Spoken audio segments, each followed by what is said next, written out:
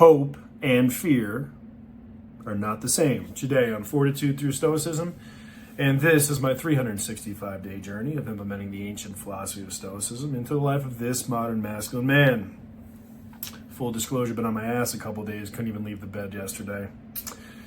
Picked up a little something coming back from Thailand. It's been progressively getting worse.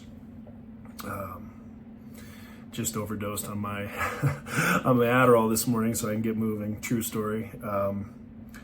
One meeting and then a long ass flight home. So I should get home around midnight tonight. But today, talking about hope and fear.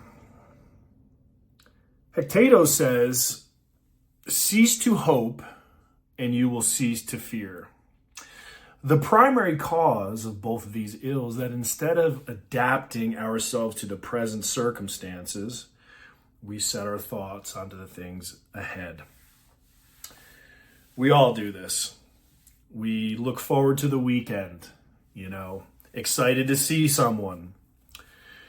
What that does, though, is it puts us in a state of not being present, right? There's an anxiety behind that because then there's a little bit of worry that, hey, we're looking into the future. We want this thing to happen, whatever that thing may be, that hope, right? And then if it doesn't pan out exactly that way, we have an emotional response, right? So they say that hope is generally regarded as good.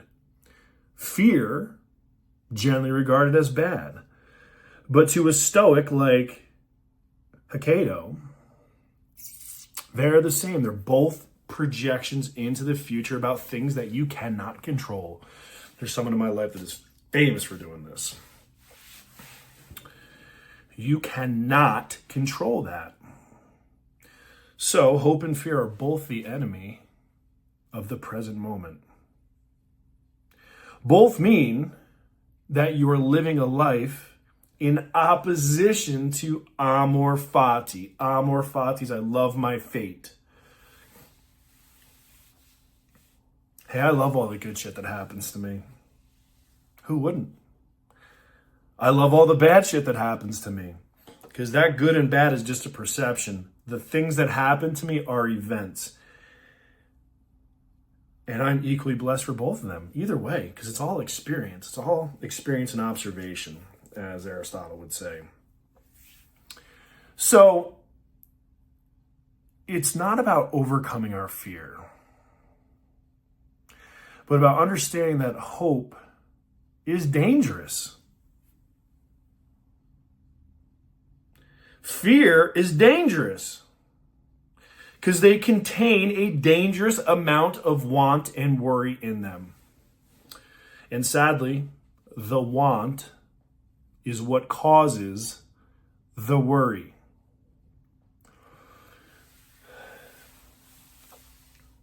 It's easier said than done. And this is where I've been struggling, right? Because these are words, right? And so the theory in Stoicism is you just use will and logic to overcome these things. Fucking hard, man. I've been doing this for a year, really committed to this. That's where I found the shortcoming in Stoicism. I'm not going to lie. Like, it's easy to say to do a thing. But what is the mechanism to help me do that thing? So in Stoicism, we talk about nightly reflections and this and that. Okay, fuck it. Well, I journal. But that doesn't solve the problem. Here's what I've learned so far. And this is why I've kind of fallen in love with Buddhism, because generally have the same concepts, right? Life is suffering. We also understand that it's impermanent, it's going to change, right?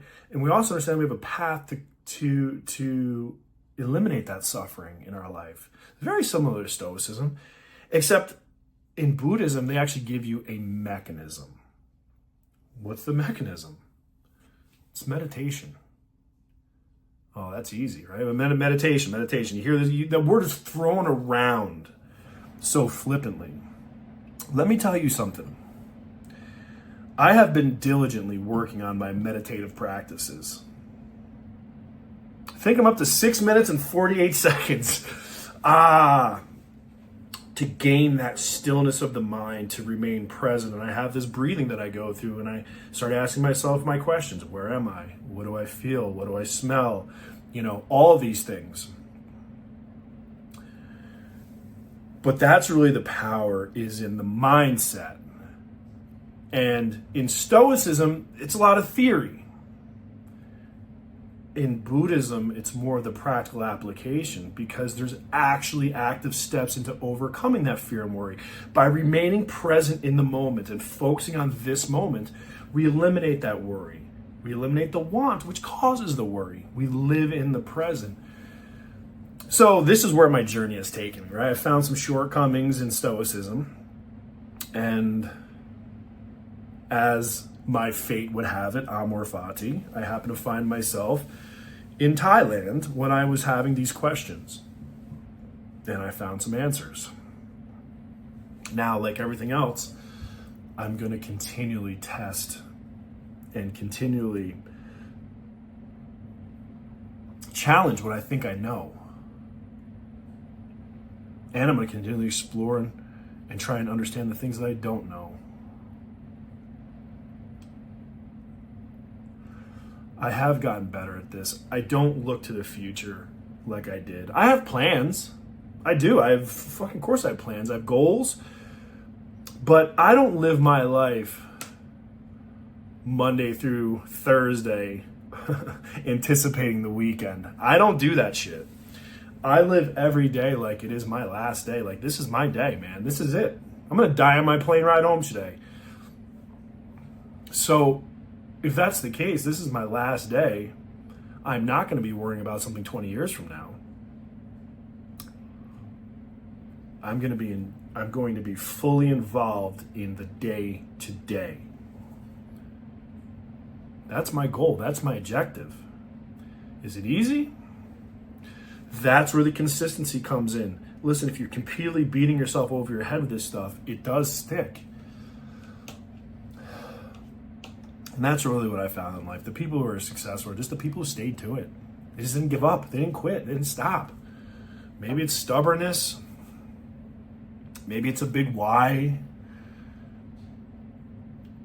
Maybe for me, it's just doing the right thing. Because you understand that to be the case, right? Living a life of virtue is never a bad thing. We may argue or debate the mechanism or the path to what that looks like, or even what virtue looks like.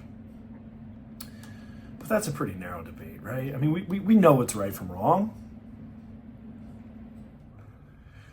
The same verbiage is used in almost every religion, loosely translated as do unto others as you'd have them do unto you. So the golden rule, treat other people how you want to be treated. I think if we had more of that, I think the world would be a little bit different.